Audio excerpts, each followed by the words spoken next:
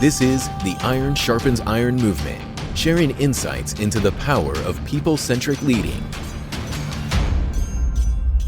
Hi, this is Jim, and today we welcome to our tribe the Chancellor of Penn State, New Kensington. Under his leadership, the campus has become known for embracing innovation, creating a student-centered environment, and is leading an effort to transform a Rust Belt community into one positioned to thrive in the fourth industrial revolution. This is Dr. Kevin Snider.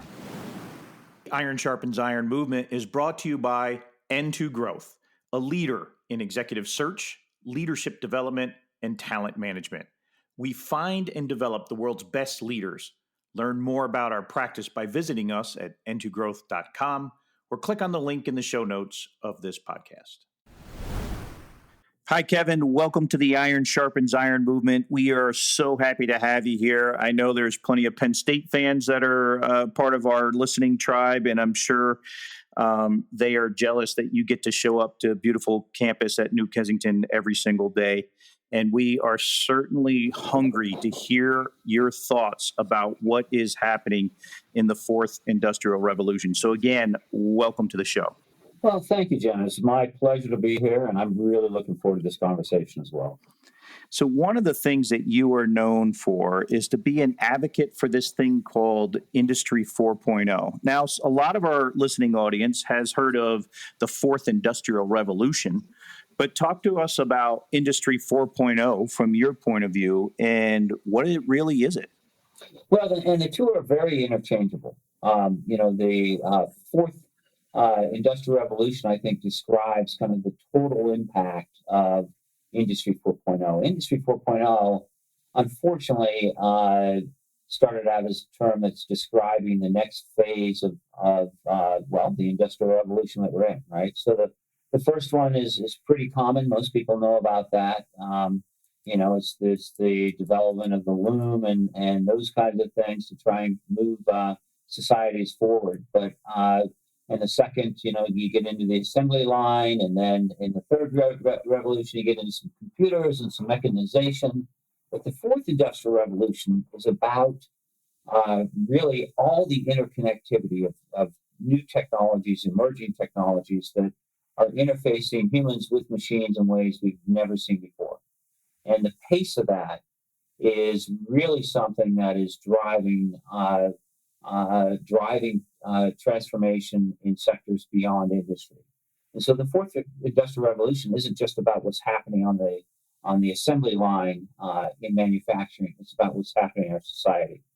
And the way that I got introduced to this was that Penn State is trying to develop a way of revitalizing communities. And we have campuses like mine all across the state of Pennsylvania that are really entrenched in these communities. Most of them are Rust Belt communities. They were big on steel or coal. Now they just haven't been for 30, 40 years. So what could the university do as a land-grant institution? And the experiment was to try and use entrepreneurship to drive economic revitalization. So we started, like our sister campuses, looking at how do you take ideas and turn those ideas into businesses, and doing that not just for our students, but for community members. And when we got into New Kensington, we decided we were going to build. We're not in the actual city. We're about 4 miles out. But we thought, we've got to put an expression of faith in this town. So we decided we were going to put our little seed grant, and we were going to put a building right in New Kensington, revamp something in a city that was really heading and had been boarded up for decades.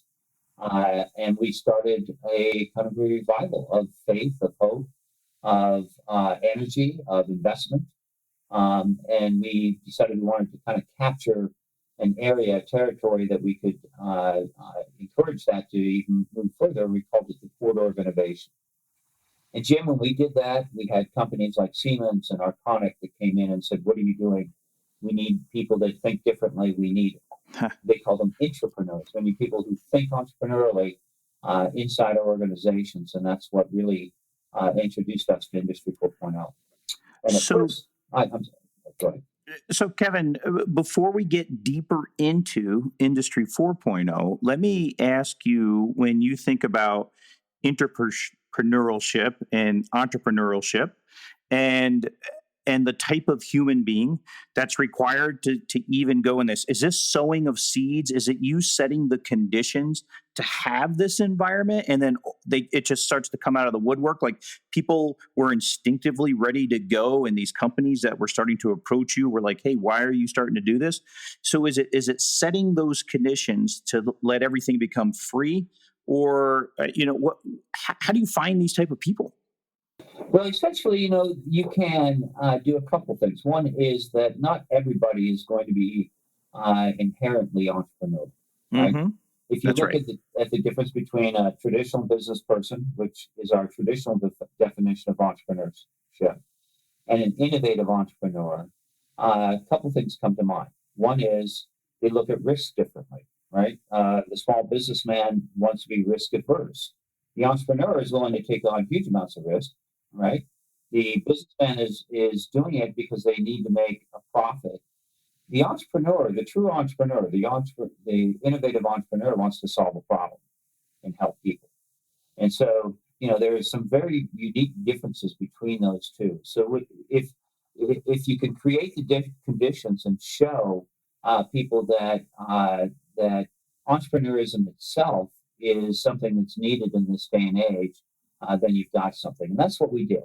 So you had traditional entrepreneurs who, let's take the pandemic, which, by the way, we'll get into this in a bit, but Industry 4.0 is all about disruption.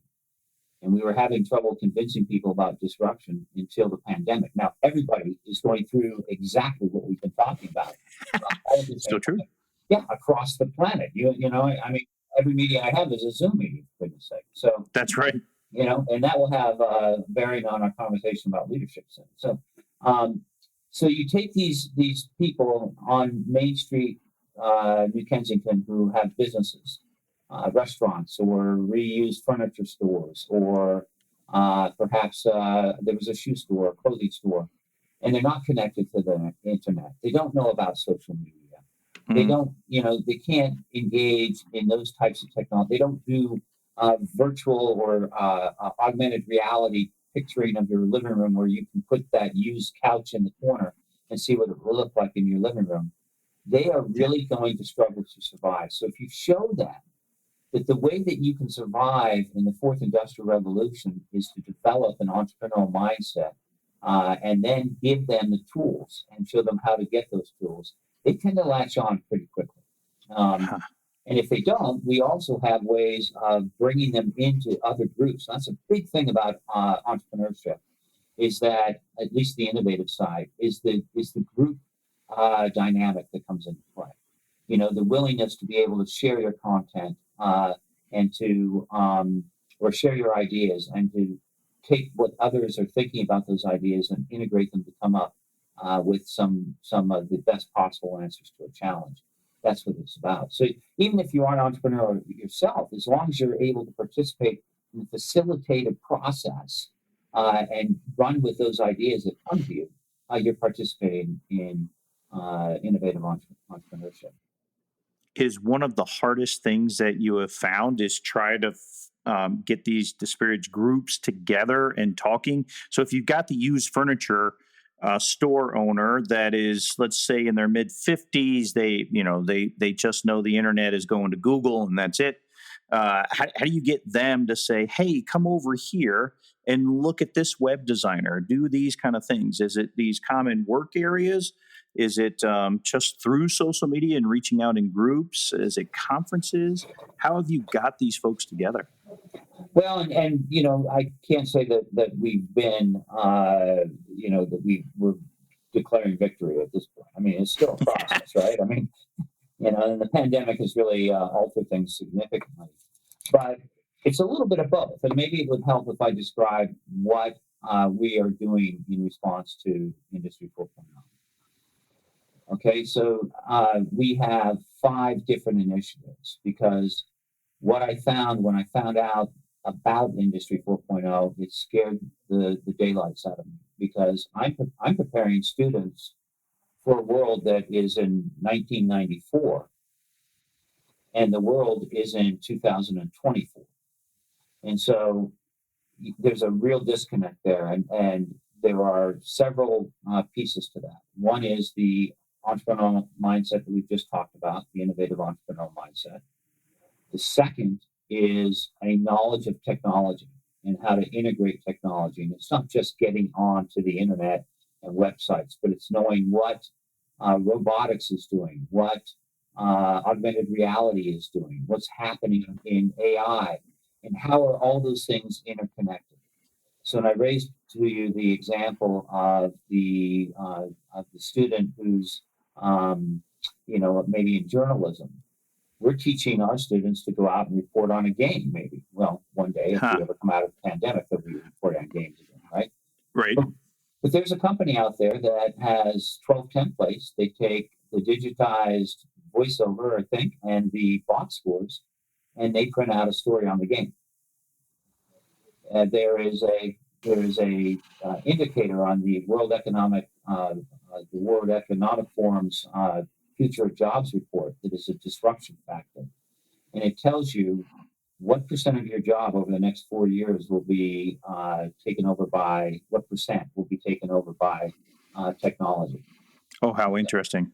If it's 100%, you're being replaced. Most right. 7 or 8%, but that starts to get more and more involved. And so if you're an individual and you're a student, you need to know that these technologies are out there, and you need to keep track of what those advances are, both for your career, because you're likely to have between 4 and 11 different careers, right, but also for your function in a company. So if you're a truck driver right now, you might be wanting to think about, what am I going to do if and when they get these driverless trucks moving across the country, right? And so you have to be aware of that. And so are there things that you can spin off and do? So that type of entrepreneurial mindset, that type of understanding of technology and how it interconnects, and then finally, the skills that we'll probably talk a little bit about today, leadership skills, emotional intelligence, creative thinking, and problem solving, the ability to communicate, all of those things are things that combined are going to help both individuals and companies survive in the fourth industrial revolution. So when you find yourself reflecting on this, and you're sitting in your office and you're like, wow, the current curriculum and the way that everything's established right now is 1994. How much resistance was there in the university system? And this isn't just an indicator on the Penn State, but I mean, just like in general, the education, system, how much of a pushback or, denial was there for you to make such a rapid shift from we've got to stop looking backwards and start looking forwards? Well, I think we're still in it. I think we're still trying, and it's not just us, even in businesses and industries that are so far advanced, having the entire organization understand and believe in the change that's coming, at least before the pandemic, was extremely hard. And in education, it's a little bit harder because, what we try and do in education is avoid fads, right? We have, for sure, there are all these fads that come out, and, our faculty want to be sure that something is really going to help students before they're making a big investment. And I think once we can show that these attributes that we're talking about, these pieces of training, that they're important for students, we get buy-in from our faculty. But the other side of that is that I'm not relying on the academic institution itself in its entirety. I'm relying on the Launchbox and the activity that we're doing. The Launchbox is our entrepreneurial training in New Kensington. I'm relying on those things that we're doing in New Kensington to provide learning opportunities for students and for faculty. And so, our hope is that this project that we're doing in New Kensington to turn Rust Belt City integrated into the digital age is also going to provide tremendous opportunities for faculty and staff and students in their learning and personal growth. Who's pushing the hardest? Is it industry or private business, or is it the students? Where are you getting the most energy? Right now, it's from industry. We have in Southwest Pennsylvania about 5,500 manufacturing companies that spun out of steel, right, or related industries. And If you talk to some of the big companies, they'll tell you that a big thing that's looming in the future is digital twinning. In fact, right up the road from our campus, a lot of our students now that are working for Siemens are doing digital twinning. And the digital twin is where you develop a digital replicate of a process or a product, right? And then the programming that you made, I'm using layperson's terms here because I'm a political scientist, so this is about as far as I go. But the programming that you use is called a digital thread. And what companies will do in the future is they will, before they invest in anything, buy anything from you, they want that digital twin because they can take, let's say it's a camera in a phone. They want to take that camera, put it in their simulated camera, drop it, crush it, heat it up, cool it down, see how it performs, and adjust it in a virtual environment before they invest in material and things like that. And so manufacturers around us, this manufacturing industry, is going to have to get familiar with and be able to exercise the ability to do digital twinning. But many of them are small companies, right? Small mom and pop shops. So they don't have the hundreds of thousands of dollars to invest in new technology.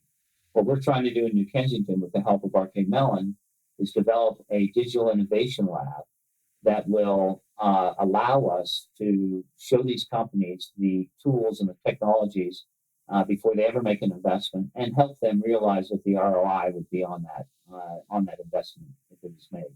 So we can acquaint them with the technology and with the innovation, and we can get them started, and then we can hand them off to people that can really help them get set up in the Industry 4.0 world. And so what's driving that is the big companies, right, who are going to need their suppliers and are going to need their customers to get integrated into this if it's going to become as efficient as they hope it will be. So right now, that's what's driving it, really. Do you find that there's a skill set? We're going to talk about competencies and skill sets as a teaser for everybody. But as you were describing that, I'm placing myself in the shoes of, let's say, the small mom and pop business that you were referring to. Do you need someone to help paint the story, someone to visualize for them something that they have probably never conceived of in the past and certainly thought they didn't have the means to try to get there? It's more than salesmanship, right? Is there someone that can actually help show them what the future could be like? Yes, and actually that's what we're doing out of Nextivation, is that we are right now developing a series of awareness webinars, both of what Industry 4.0 is, but also what are these technologies? What is robotics, and what are some of the advances that are happening? What is big data? I mean, I'm a small company. Why do I need big data? Well, big data will really help you become efficient, show you where your customers are. The example would be that small businessman you're mentioning along the Main Street USA. In this pandemic, if you're a used store salesman and used furniture, and you've got this unique piece of furniture, there may be 3 people in the area that are interested in it, but there might be 180 people across the country or 1,800 people across the world who really want that piece of furniture and are willing to bid on it. So, that kind of attachment is really important. We've had students out helping to get store owners on that Main Street to be interested in this kind of thing, to make them aware. We provide training for it, both in the entrepreneurial mindset, but also now as we get further along with our digital innovation lab, we'll be providing training on site. So we're really trying to tackle things on every corner of the community to raise everybody's boat in awareness of Industry 4.0. So that would be K through 12 education. We're involved with 14 school districts in the area.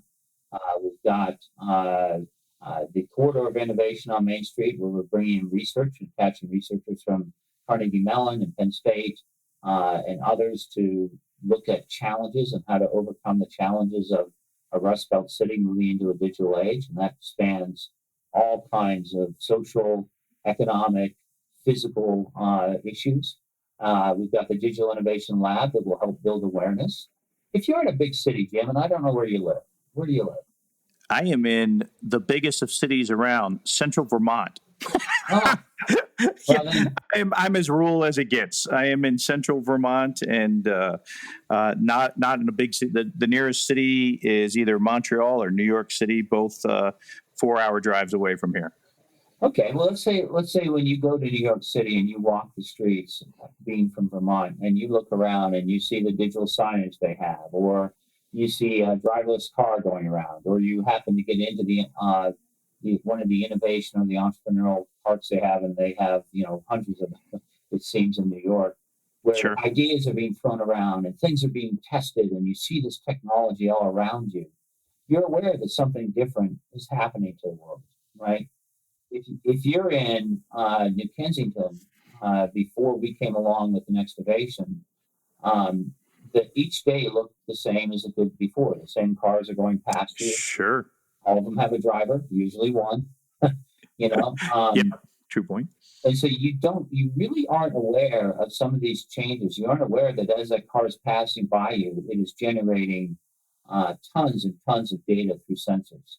And those sensors may be connecting with your phone, or they may be connecting with your watch, or we don't even know what they're doing. But we do know they're generating data, and that data is being shared among different entities that are using it either to craft things that might help get you interested in a product, or might be beneficial to your health. And so, we need in these small towns, in these Rust Belt areas, in rural Vermont, to be able to raise the awareness in those populations of what is happening in this world. Because if we don't, what's going to happen to those populations when the world becomes one of smart cities and smart factories, smart cars, smart houses, smart appliances? This is a world that's going to be the great divide, and we really need to work together to make sure that it doesn't happen to our communities. I totally agree. I see it here every single day. And I want to dive a little bit deeper into one portion that we've not touched base about yet. And you being a political science, your doctorate was in political science, correct? That's correct. How does government play into this in regulations, rules, all of those kind of things, laws that would apply to this? Because what I see, like in central Vermont, is there's a lag in this kind of entrepreneurial thinking from a business perspective, but there's a 10x lag in government regulations to free and to allow these things to come in and all of that. What's your perspective on how government plays a role in this? It's very, very interesting. At the county level and the city level, we've had nothing but full cooperation and partnership. So the county has believed enough in what we are doing that they own the building that our entrepreneurial program is in. And one of their partners, the Economic Growth Connection, is going to own the Digital Innovation Lab that we're in, to help kind of take some of the burden off and share the risk with us. So they believe at that level, they understand, and they are seeing what's happening in their communities, and they know that they have to get younger companies, they have to get people that are more savvy with the technology, they have to link these cities in ways that they're linked now, or not linked now. And so they understand that this world needs, or that the world is changing, and their area has to change with it. At the federal and state level, that's a little more problematic. I think, there have been lots of other things on people's minds as of late, but even before that, it's been a very gradual realization that we are moving into a whole new era. And I think, part of that is coming out because of the pandemic. For instance, the issues around right to privacy and our inability, for very legitimate reasons, not to use phones to track everybody around us if we are seen or found to be COVID positive, right? You could do that. The technology is there. And that would be very beneficial, but it comes right up to where our belief system is and some of our traditions. And so, I think government is still going to struggle with that a lot when we get out of this pandemic. And the pace of the technology, the pace of the change, the pace of the transformation is so great. It's going to be very difficult for for government to keep up. And so, that's, I think, going to be a continuing challenge for us. And it's not that they don't want to, it's that they just haven't, by the time the machinations of government go through their process, the world has already changed. And so, how are you going to keep up? But I think there's an understanding now that the pandemic has shown us that our supply chain isn't working, that, we have very significant problems with predictability and things of that nature. That technology is going to have to be embraced at a much greater pace.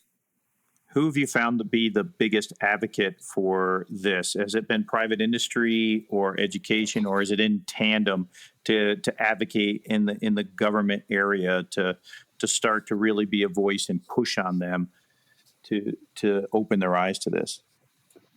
I think that's a little bit of a difficult question because it's not an industry really right now. Let me rephrase that. It's not by sector. It's not like government all of a sudden is seeing, this is the way to go, we need to go. It's not as though all big companies are saying, this is it, this is the way we need to go, or education, this is it. What you have are pockets of people in each of those that are seeing that that the fourth industrial revolution is here and that we need to prepare differently. And so as I go about my day, I'm constantly meeting people that are those people. They either see something on my LinkedIn or they see something about the corridor or the excavation project, and they're doing the same thing in their businesses or their communities. And so we're starting to kind of develop a network of people. I feel a little like sometimes the pioneer who's out there, and all of a sudden somebody else sees them. And you run up and embrace because you're the only two here. Yeah. But that's changing every day, and I think that more and more people are seeing that the world has changed, and there's a need to do things differently. And once they do that, once you can convince them that A, this is happening, and B, it's in the interest of their industry or of their business or of their personal lives to be prepared, you've got a convert. And so, I think that's going to increase in the number who are coming over from all sectors in the near future. And it's your firm belief that this is happening no matter what, whether it's the pandemic or not, and probably even accelerated because of, but this is the train's left the station? Well, and actually what people aren't realizing, because, the lesson the pandemic has given us is just a lesson in the power of disruption. And, take health out of it, right? I mean, people's health is very important. But if you look at what happened within 6 days, Penn State went from almost 110,000 people across the state going into different campuses, into classes, and into, onto campuses, interacting, to doing all of that business online. Not as effectively, not in the same way, but we were able to move a whole operation, allow students not to lose time toward their degree.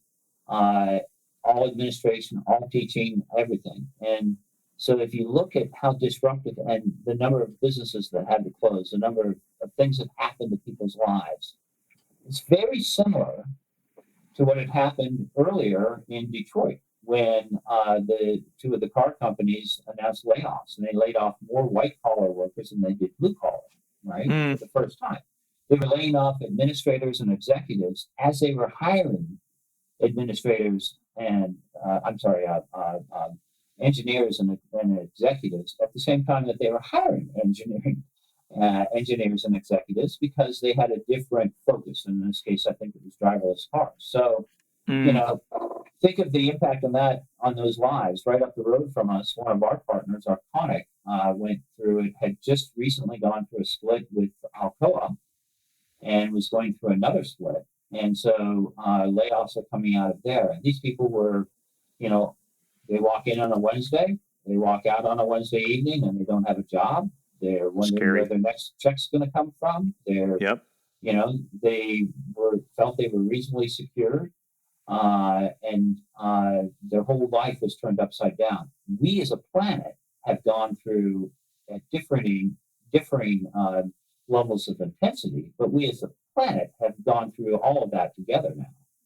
And so, I'm thinking the danger is that people aren't realizing disruption is going to continue. We're not going to get through this pandemic and it's just going to go back to, we can do the same thing we were doing for 30 years and retire and be happy from the same company. That's really not going to happen. And it really wasn't happening before the pandemic. Yeah. So I don't even remember what the question was, Jim. I'm sorry. You might have to cut that out. You answered it perfectly, to be honest. And so that's a great segue, though. I don't know if you saw, Deloitte did a study about a year and a half ago, and they interviewed internationally. They interviewed CEOs, and one of the questions was, do you currently have the personnel on your staff to execute your strategy? Now, this is before the pandemic, right? This is a year and a half ago. And 80% of the CEOs surveyed globally said that they do not have the personnel on staff capable of executing the strategy because of skill sets and things like that. So I would love to know your thoughts on if this is even prior to the pandemic, and now you've just given us a great example of the exclamation point that the pandemic has put onto us.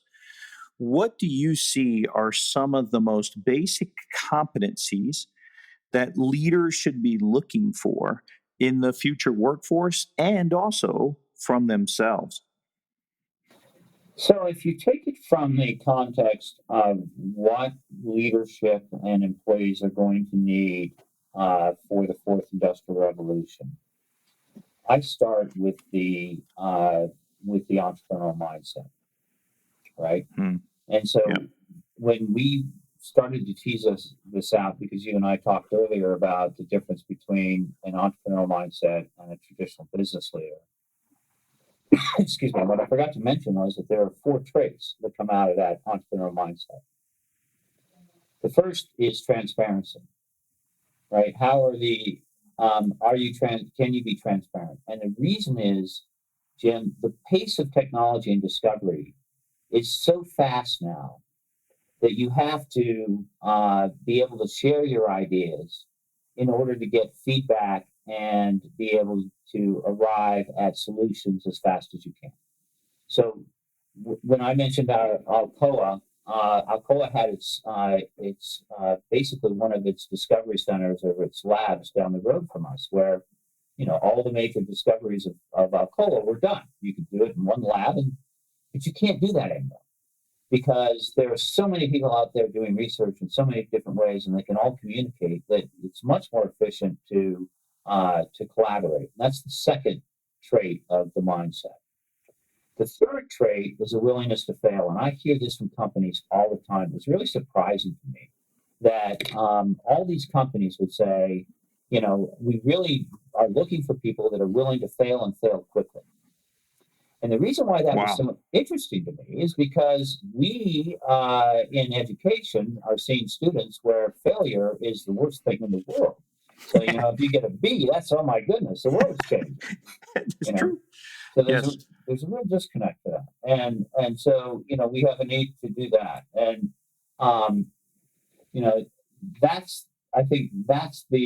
those are some of the traits that I would say leaders need to look for. And what people will tell us is those 3 things: willingness to fail, transparency, and collaboration.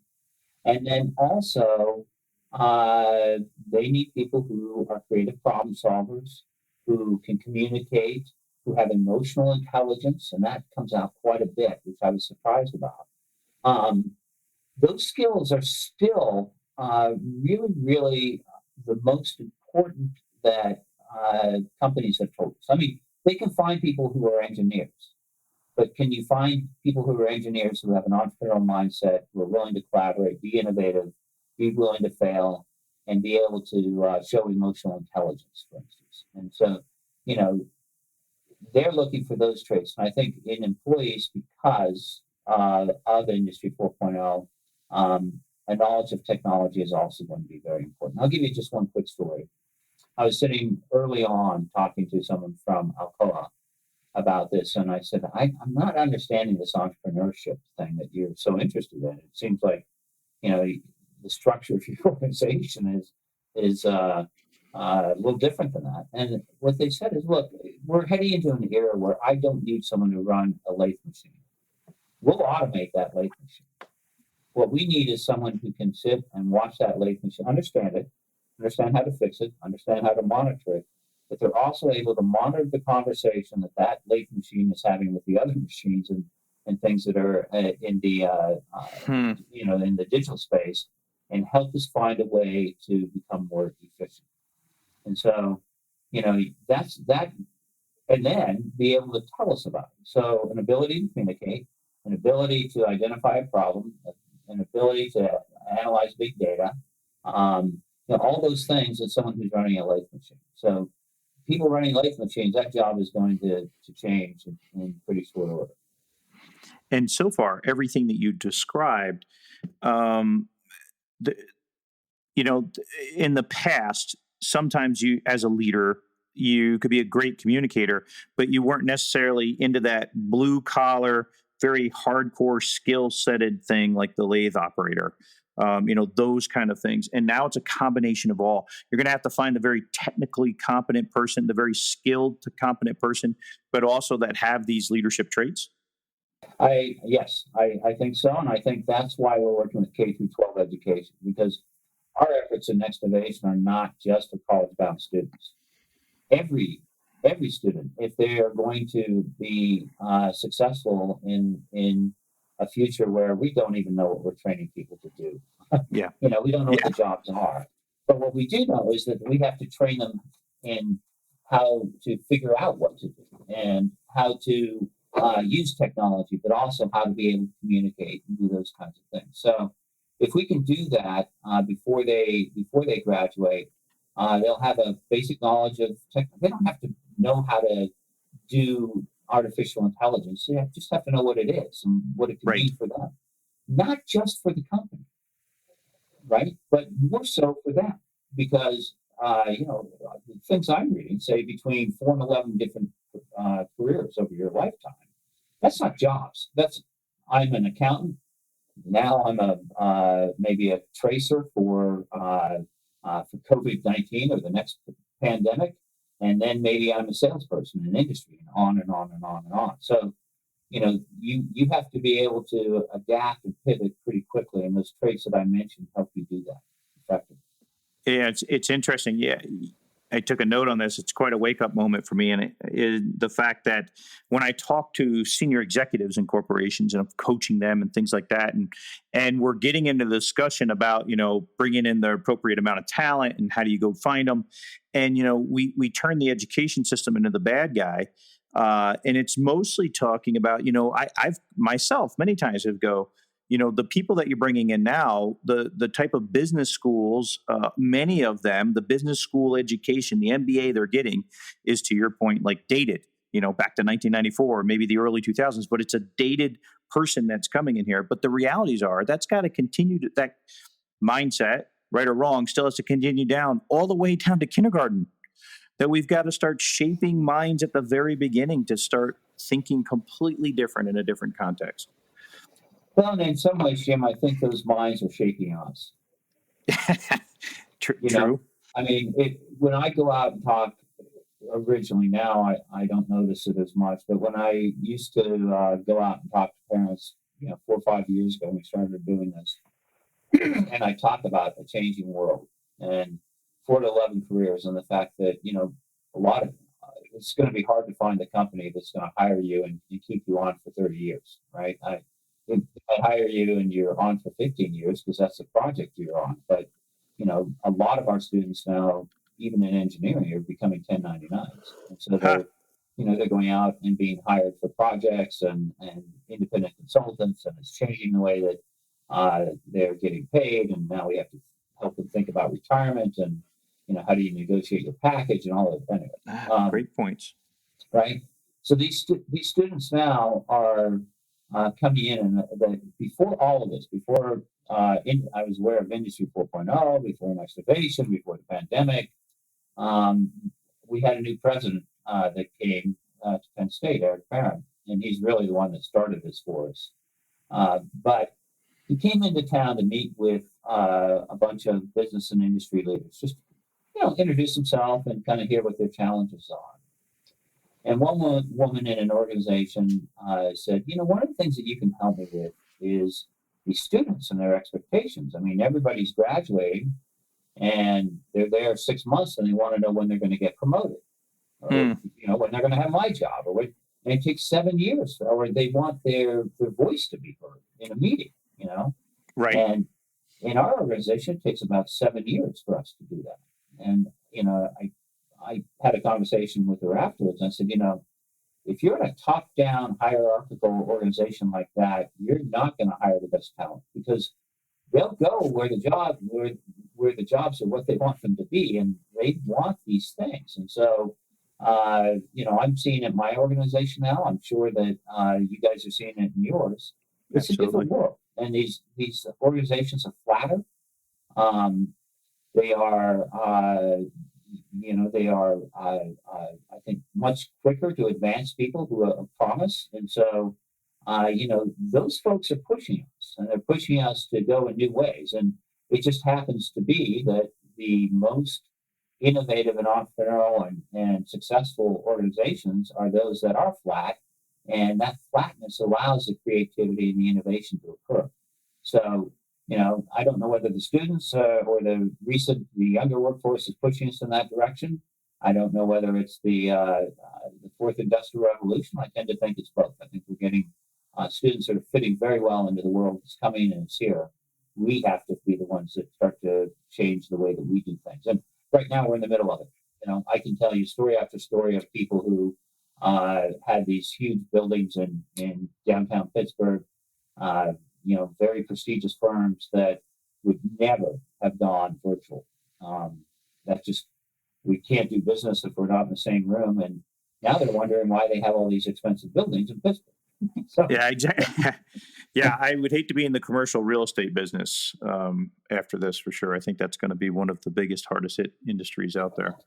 it will be interesting, because I do think too the pandemic has shown us how much or how social a creature we are. Yes, And so, the buildings will probably change in their use, but I'll bet you they get used in one way or another in the future. for sure. And so when you talk about being a social animal and being able to communicate, what are your thoughts on communicating effectively in the virtual environment? Do you find that is now one of the core skill sets? Yeah, and I think we lose a lot. And as you and I, we're not seeing each other, but Zoom is the new meeting place of the world right now. And so all my colleagues and myself that I know of were in one Zoom meeting after another. And what I've noticed is that before Zoom, before we were thrown into this pandemic, people who were at a distance were largely ignored, right?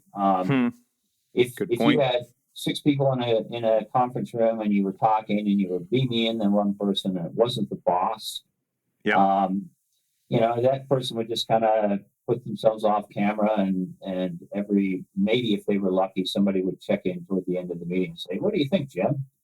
And then you'd true fact. Yep, you put down your newspaper and hit the mic and show that you've been very interested in the whole conversation. And say, I think it's great. So what this has done on Zoom is it brings everybody into the conversation in new ways. And so on our meetings, and we have a bunch of them trying to figure out what to do with this with COVID and trying to open up in the fall. Yeah. We'll have 140 people on a meeting, and everybody in that meeting can participate in one way or another. They can converse in chat, and so the conversations on chat become people putting out a question while the conversation is going on, and somebody monitoring that and answering it directly. And so, they can take themselves off of mute and ask a question verbally. They can email later. They can do all kinds of things. And I think, as I've watched the leaders that we have that are being successful in this environment, it's those that have been able to adapt and allow those conversations to occur and not to have to control everything, right? Great point. That has been really significant. What you're missing, though, is you're missing the ability to see the visual cues or all of the cues. You can see people's faces, but you can't read their body language necessarily. You can't, if they're staring at the camera and they're showing no emotion, is that because you're the most boring person in the world, or you said something ridiculous, or they're just thinking about it? And so I think the way that leadership is changing in this environment is to be sensitive to other types of cues. The person who was chatting significantly 2 days ago has now gone silent. What does that mean? And can you follow up with that person, see what's happening? Maybe the conversation just wasn't interesting.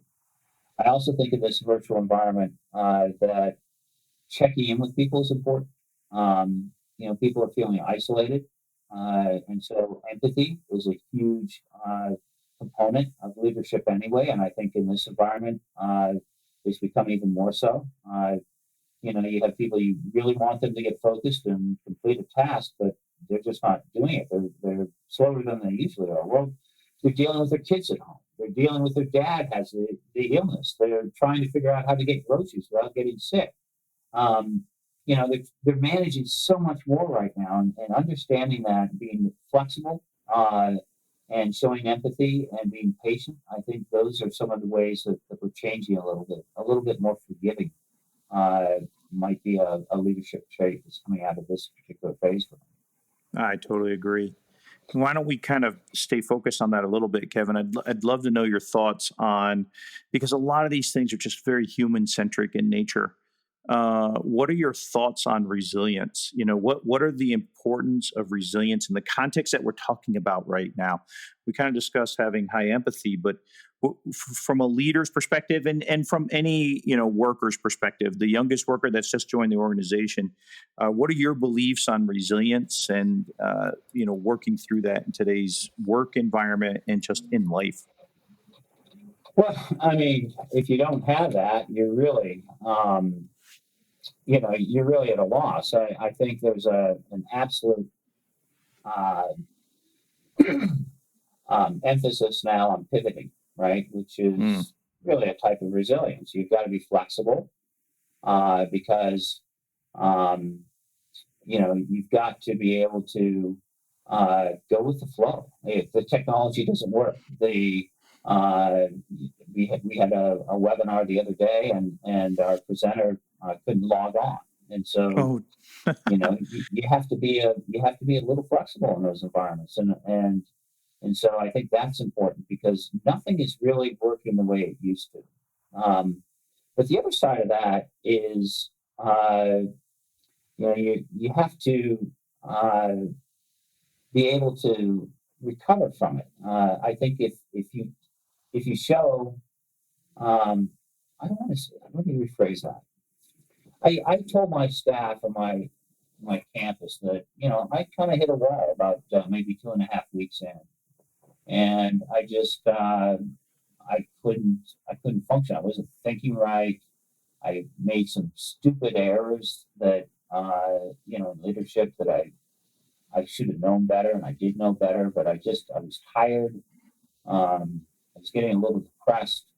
And so, I took a Friday off, spent a 3-day weekend, and came back refreshed. And I told them that because I wanted them to understand that I'm feeling it too. And so, but if we can do that, if we can take that day off and we can encourage others. In fact, we're trying to encourage our staff now, even though we're swamped trying to get ready for what is going to be the most fascinating semester of my life.